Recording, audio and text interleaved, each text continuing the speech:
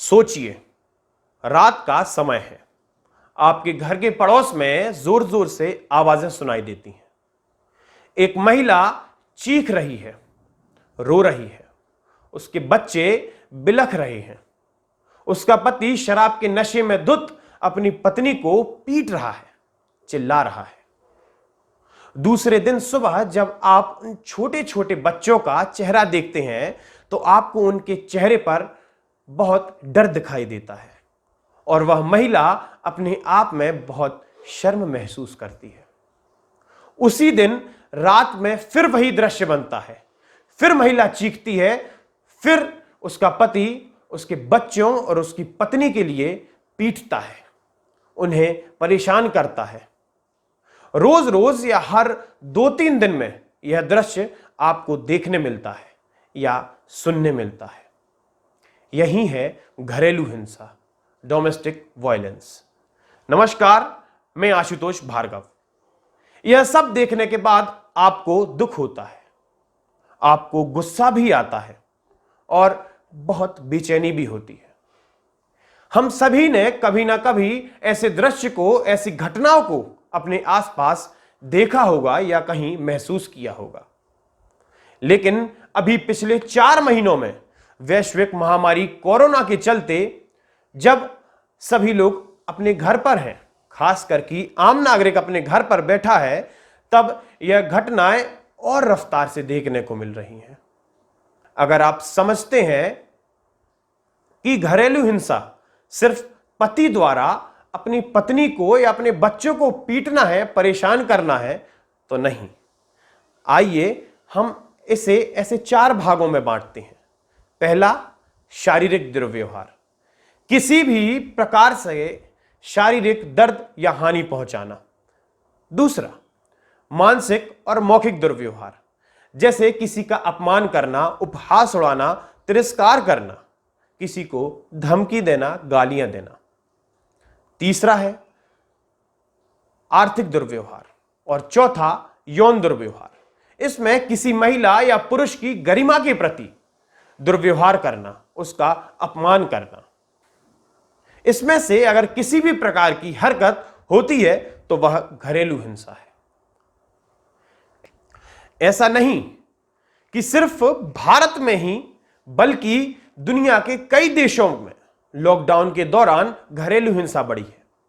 अगर देखा जाए तो लॉकडाउन के समय पेरिस में घरेलू हिंसा के मामलों में 36% इजाफा हुआ है। साथ ही यूके में 25% घरेलू हिंसा की शिकायतें बढ़ी हैं।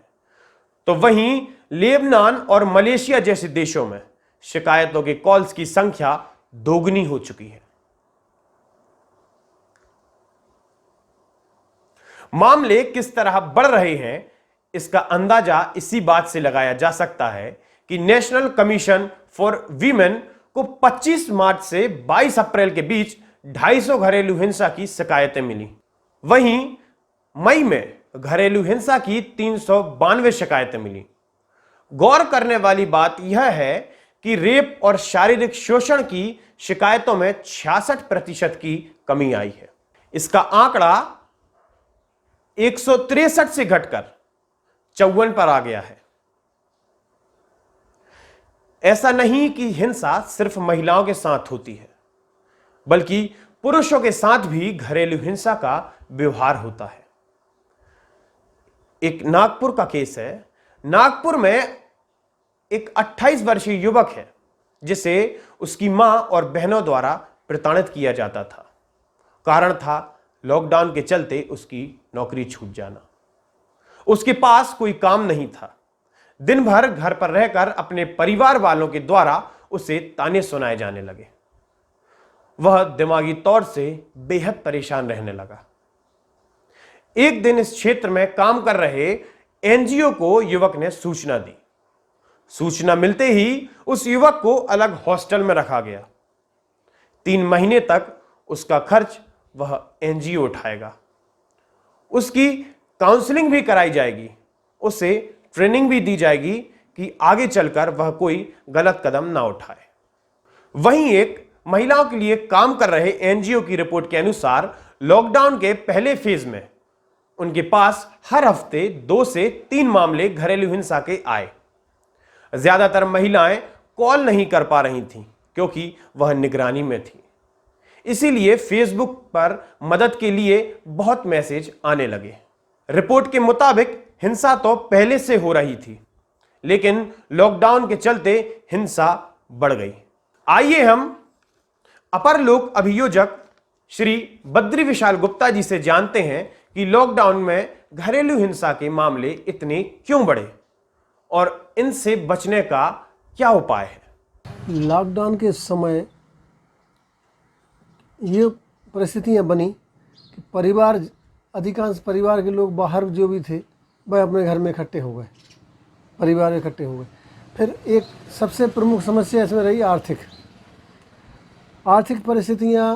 थोड़ी आदमी के जो आर्थिक विकास होता है या आय के साधन होते हैं, धंधा पानी होता है, वो रुक गया। जहाँ रुका, आय कम हुई, तो आर्थिक परिस्थितियों के कारण भी खिंचाव होता है परिवार में।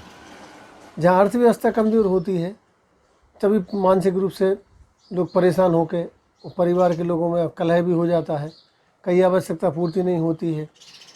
जहाँ तक घरेलू हिंसा का सवाल है, ये मुख्यतः महिलाओं से संबंधित रहता है। घरेलू हिंसा से बचने के या परिवार को बचाने के उपाय एक ही हैं। सबसे बड़ी समस्या तो हर अपराध का एक उपाय है आपसी सामंजस्य और प्रेम भाव। यदि परिवार के लोग अपनी आर्थिक विषम परिस्थितियों में भी चाहें तो सामंजस्य बना सकते हैं। तो सबसे बड़ी बात है कि आप लोगों में, जिन परिवार के लोगों में मानसिक रूप से ये जागृति होना चाहिए कि जैसे भी परिस्थितियां हैं उनमें सामंजस्य कैसे बनाएं। यदि ये सामंजस्य बना के चलते हैं तो कोई विवाद भी नहीं होते। अब विवाद नहीं होते तो फिर अपराध होने का सब प्रश्न ही नहीं है। ठीक है सर, आपका बहुत बहुत धन्यवाद।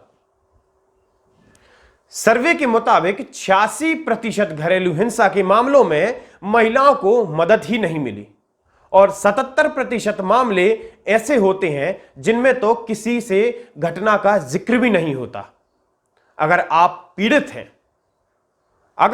पीड़ित हैं या आपके आसपास कोई घरेलू हिंसा का शिकार है तो आप तुरंत हेल्पलाइन नंबर के जरिए मदद ले सकते हैं। हेल्पलाइन नंबर के जरिए काउंसलिंग भी की जाती है और जरूरत पड़ने पर पुलिस को भी सूचित किया जाता है। आखिर में यह बात उनके लिए जो हिंसा करते हैं। अगर आप किसी व्यक्ति को प्रताड़ित करते हैं, आप उसके प्रति हिंसक बनते हैं, तो आप अपने आप को बहुत बलवान या ताकतवर मत समझिए। आपके इस कुकर्म से सामने वाला अगर कोई गलत कदम उठाता है तो उसके जिम्मेदार सिर्फ और सिर्फ आप होंगे और उसके इस गलत कदम उठाने से न जाने कितनी जिंदगियां बर्बाद होती हैं। इसी के साथ जय हिंद, जय भारत।